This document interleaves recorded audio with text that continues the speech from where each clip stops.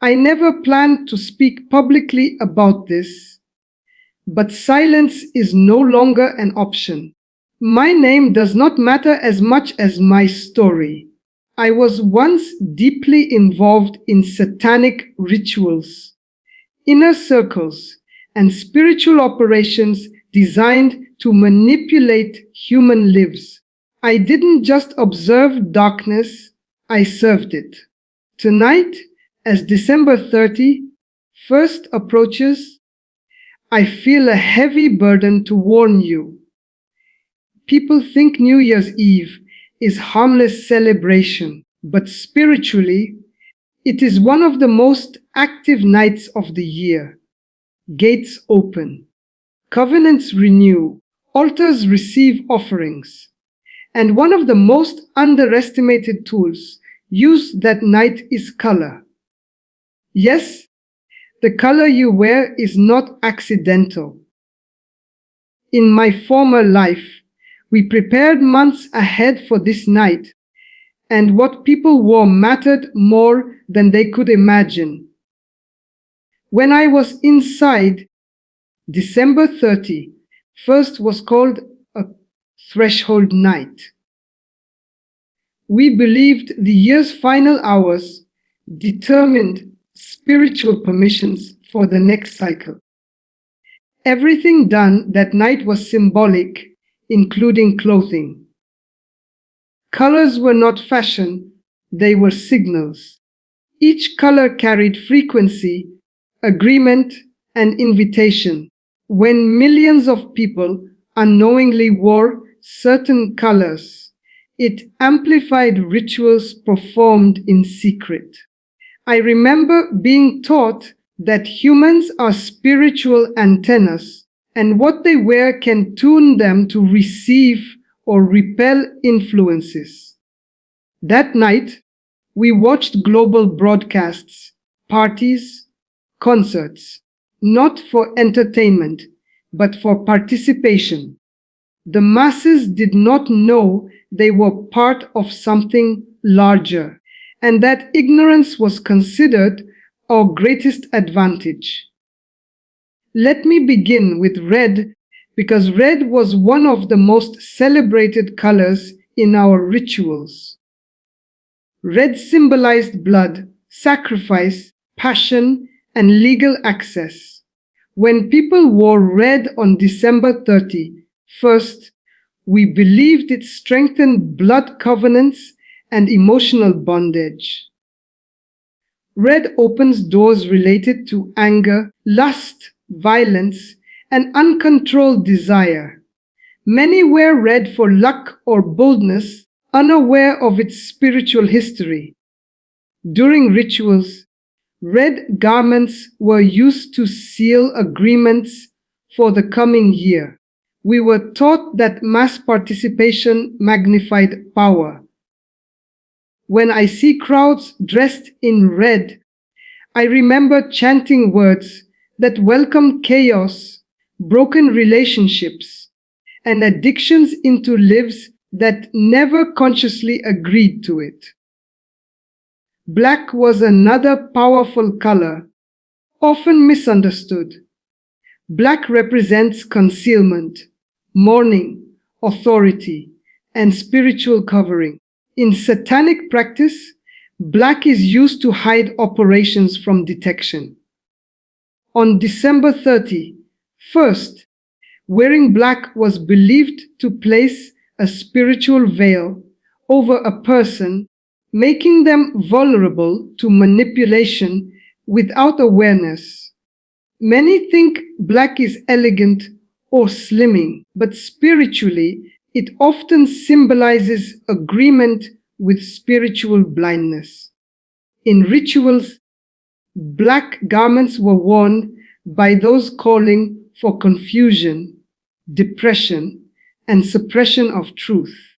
I remember leaders saying black on threshold nights allowed spirits to pass through unnoticed. When I see black dominating New Year's celebrations, I feel grief because many are unknowingly choosing spiritual silence over protection. Gold and yellow carried a different energy entirely. These colors represented power, wealth, control, and deception disguised as light. Gold was not holiness in our system, it was dominance. Yellow symbolized false enlightenment. On December 31st, rituals using gold focused on financial bondage, greed, and systems of control. We believed that those who wore gold or bright yellow were subconsciously agreeing to chase material success at the cost of peace.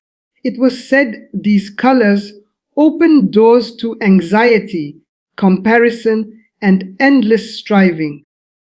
I personally participated in ceremonies where gold cloths were used to program economic systems.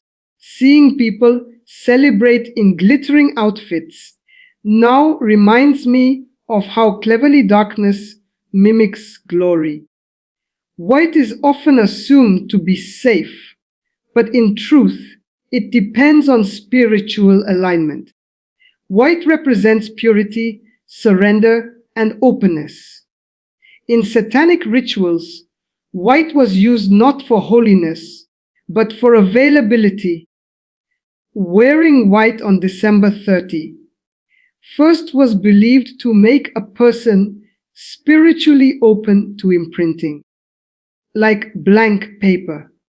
If the spirit filling that space is not God, something else will write on it. We were taught never to wear white casually. It was powerful and dangerous without protection.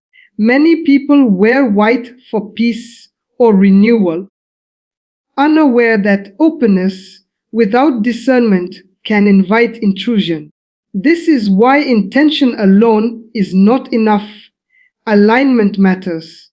Purple carried heavy meaning inside the inner circles. Purple represented royalty, authority, and spiritual leadership. On December 31st, purple garments were used in rituals aimed at controlling leaders, churches, and systems of influence. We believe that when unsuspecting believers wore purple without understanding, it created confusion in spiritual authority. It blurred roles. It weakened discernment.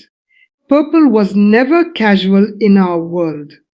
It was reserved for high-ranking operations. Seeing purple used as mere fashion hurts me now, because I know how seriously it was treated on the other side.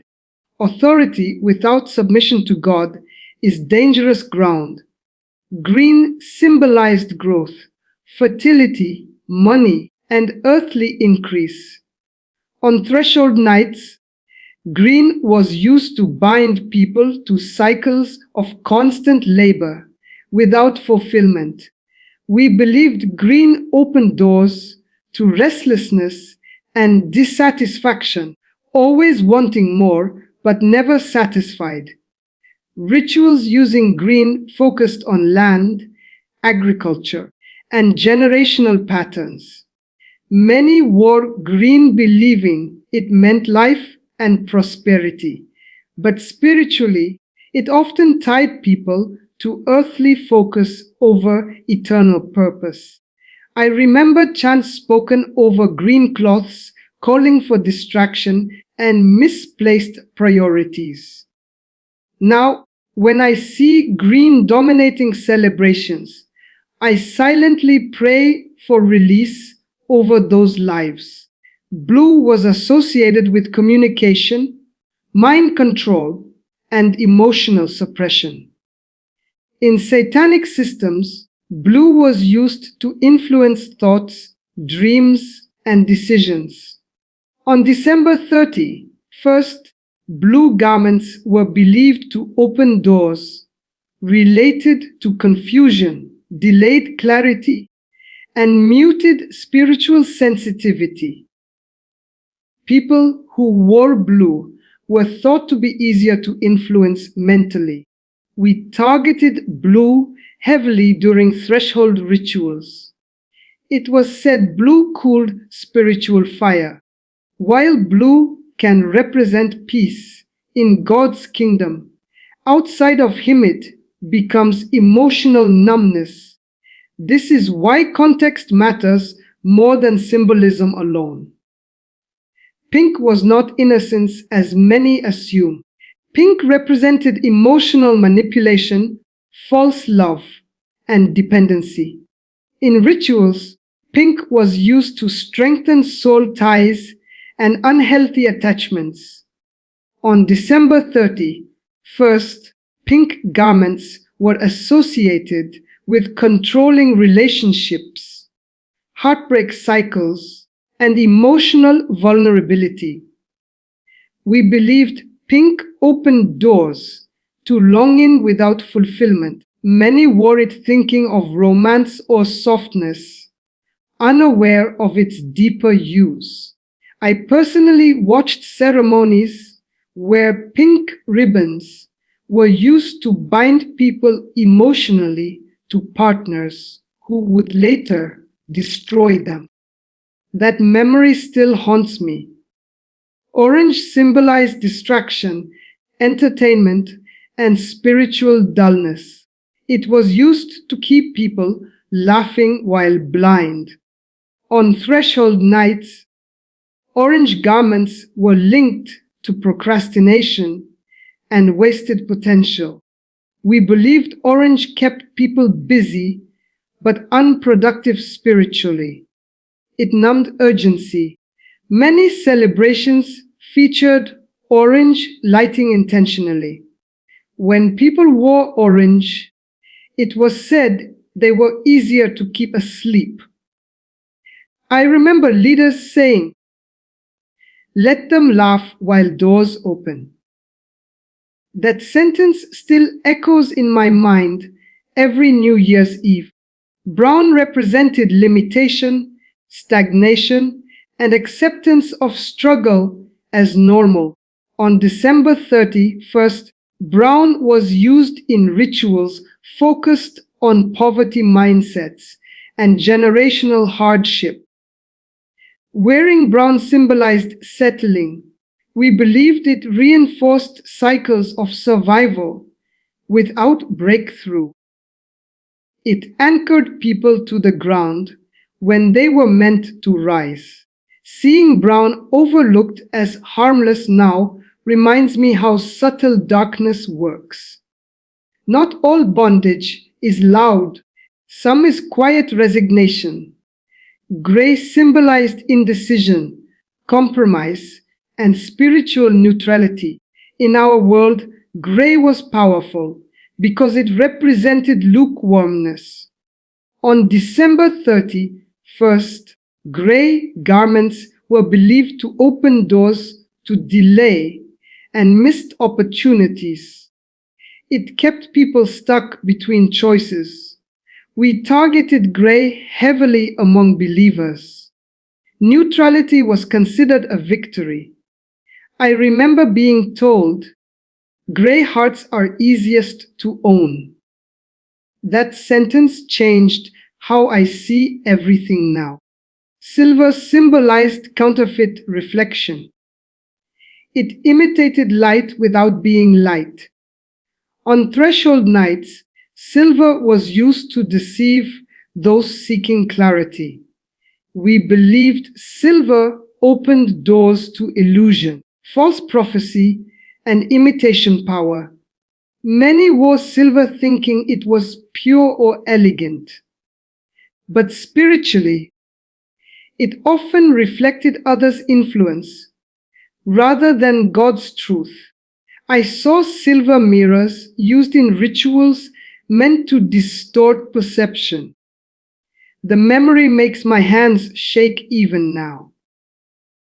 Multicolored outfits were not safe either. Chaos was their message. Wearing many colors symbolized scattered focus, and divided allegiance. On December 30, first, this was used to fracture purpose. We believed chaos opened more doors than discipline. The more divided the person, the easier the influence. Celebrations encouraged excess colors intentionally. It was never random. Now let me speak truth. Not all colors are dangerous when covered by Christ. The issue is not fabric, it is agreement. When I left darkness, I learned that Jesus breaks every code, every symbol, every ritual. What once opened doors can now be sealed by His authority. But ignorance leaves doors unlocked. This is why I speak. If you ask me what to wear, I will not give superstition. I will give wisdom. Pray. Ask God. Dedicate yourself, not your outfit. Wear humility. Wear obedience. Cover yourself in prayer. Light defeats symbolism. Truth overrides ritual. December 30. First does not have to be a night of fear. It can be a night of warfare victory. You do not need to panic. You need awareness. Darkness only wins where light is absent. I left because Jesus pulled me out. He is stronger than every color, every ritual, every altar. I speak now as one redeemed, not proud of my past, but responsible for truth. I warn you not to obsess over colors, but to reject ignorance. Dedicate your year to God before midnight. Pray over your household. Speak scripture. Worship. That is how doors close. If this message stirred something in you, it is not fear. It is discernment awakening. Do not mock what you do not understand. I have seen what happens when people dismiss warnings. Light is calling you higher.